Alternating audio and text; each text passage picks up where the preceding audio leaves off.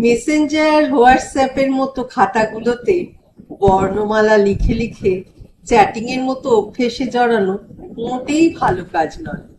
ভেবে দেখুন, কারোর সাথে এই কথা বলার অভ্যাস নেশায় পরিণত হয়ে গেলে একসময় আপনি নিজেই বড্ড মুশকিলে পড়বেন।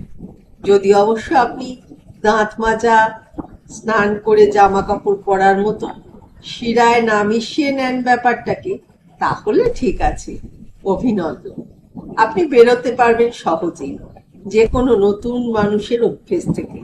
কিন্তু যারা সত্যিকারের একটু ন্যাওটা বা নিউ আগলা ধরনের আছে, নতুন মানুষকে লিখে লিখে মিশিয়ে ফেলেন নিজেদের অনুচক্রিকার সাথে, তারা কথা বলার মতো বদ অভ্যাসকে সহজে বদলাতে পারে না, রীতিমতো কষ্ট পায়। মানুষের মন তো অনর্গল বকে গেলে কথা ফুরবে, একঘেয়েমি আসবেই। এ বাসি মুখ নয় যে যতদিন বাঁচবে ঘুম থেকে উঠেই ব্রাশ করতে হবে।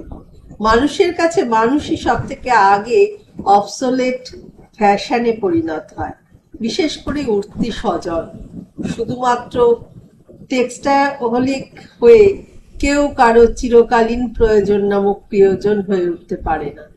হঠাৎ করে ভালো লাগাগুলো টেক্সটের মাধ্যমে ডালপালা বিস্তার করলে তাকে ট্রিম করে দেওয়াই উচিত শুরু থেকে।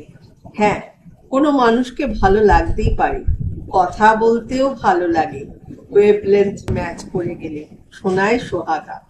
কিন্তু অভ্যেস করে নেওয়া উচিত নয়।